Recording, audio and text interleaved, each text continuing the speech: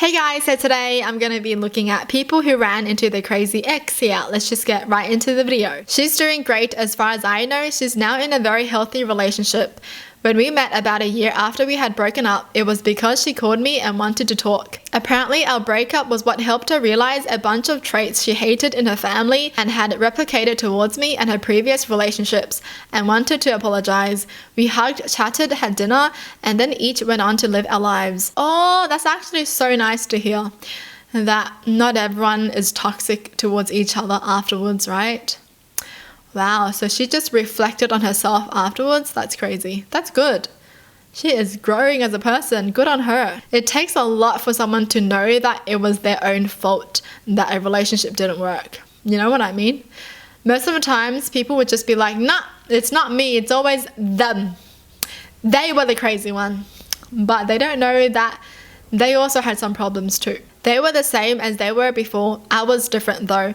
At that point, I realized she wasn't crazy and that when we were together, I wasn't emotionally mature enough to see how I was responsible for a lot of the problems in our relationship. When I looked back on her as a person and not as a crazy ex, she became someone I was proud to have an encounter with. I was happy to see we didn't damage each other too deeply. I'm grateful to see her success. Oh, wow, this is so nice too. Everyone's just reflecting on themselves. Wow, so mature, dude. I briefly had a friends with benefit relationship with a girl in college that kept a combat knife under her pillow. The thing looked like a freaking Rambo knife. Things eventually fizzled out with her and we stopped talking. My friends jokingly nicknamed her Stabby, and the name stuck. Everyone went on with their lives. 2 years later, she got expelled because she got into an argument with her boyfriend in a public place and stabbed him in the leg. Well, stabby. Jeez, girl. What the heck? Anyone who sleeps with a freaking knife under the pillow? Wait, do a lot of people sleep with guns under the pillow? Well, I know that's not a thing here, but I'm trying to ask you guys, like you guys from America, is that a thing or not? Because I remember seeing like a surveillance camera. You know, someone was about to rob them, and then you can see the person sleeping just pull out a gun from under the pillow when they heard a sound. And I was kind of shook. I was like, oh, they had a gun there. Genuinely just curious. Mine called me on her wedding night crying because they brought her best friend in for a threesome, and her husband was baying the best friend currently. Were they like, yeah, let's do it, and then they couldn't take it because they saw it? Like, oh my god. That's not it. I don't want my best friend doing it with my husband.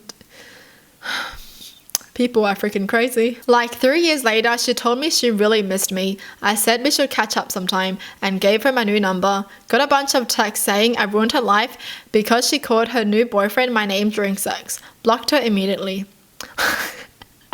Hey, he should feel proud, you know? He should be like, wow, I still had that kind of effect on her. Well, dude, that's a really good compliment. You know? Woohoo! I was walking down the street and she slowed down to offer me a ride. I accepted because her hair was a different color and she was wearing big sunglasses, so I mistook her for a friend.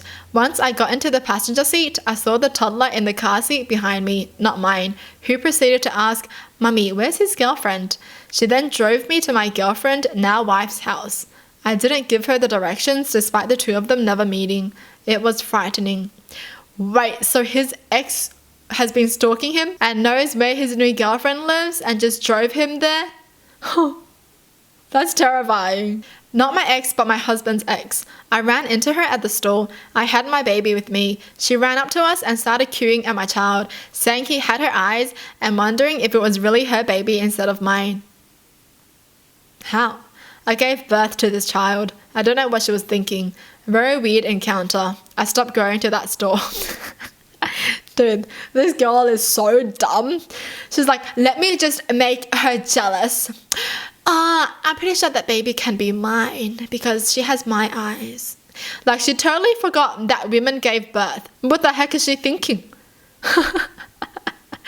What the heck? She was like, I'm pretty sure your husband gave birth to the child and that's my baby. Interesting. Oh my gosh, dude. I would be so embarrassed if I were her, but I'm pretty sure she doesn't even know what she did wrong. She was probably like, I made her so jealous.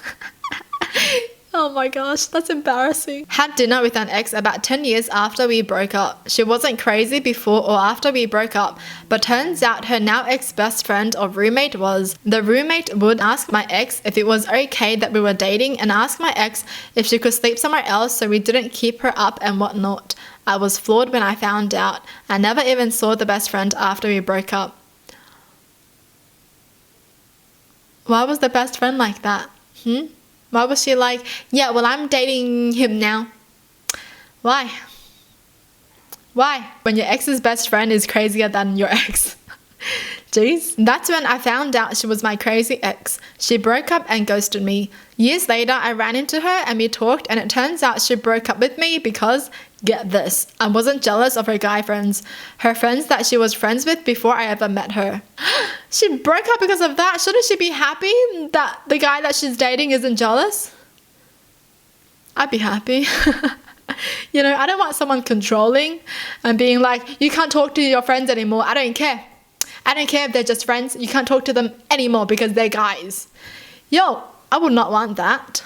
That's crazy. You don't want anyone controlling your life like that. He just sounds like a healthy person and she just didn't like it. I guess some people just really want the craziness in a relationship. Hey, they just love fighting.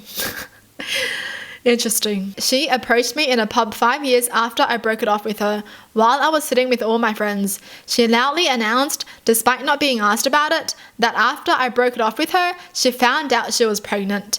Instead of approaching me with this information at the time, she had the fetus aborted. I had already been snipped before we began dating. I never told her this. So I knew she was spouting lies and was just trying to hurt me somehow. So still crazy, I'd say. Wow. She was like, I'm going to make him feel so bad. And yeah, he couldn't even have a baby anyway. So, geez, what were you trying to do, girl? Some people just be petty, like they just can't let go of the past or something. Move on. It's been 5 years. What the heck are you doing? Why are you still so hung over someone 5 years later? I bumped into a guy I dated super briefly. It started off great. Then he got violent with me and I had to get the police involved. He left before they arrived. Turned out he'd given me a fake last name, so I couldn't press charges. I ran into him at a party a few months after and he apologized. I thanked him for the apology, but told him how traumatic that ordeal was for me and told him to never speak to me again. He was understanding, apologized again, walked away, and that was that. Oh, okay. Yeah, I would not be able to forgive someone, even if they apologize after this too. Like, nope. If you hit me once, nope, not gonna forgive you ever. We dated on and off. He'd ghost me after a few months of dating, then call me a week or two later crying that he had moved out of town or had taken a new job and apologized for ruining our relationship, etc. I finally refused to take him back after almost 2 years, and he took it as I need to shower her with attention and not take no for an answer. I ended up changing my phone number and threatening to call the police a few times when he showed up. I eventually moved out of state for unrelated reasons. After about 4 or 5 years, I went back home to visit for the holidays. He had seen me on a hometown news special that my family was in and randomly showed up at my parents' house looking like life had chewed him up and spit him out.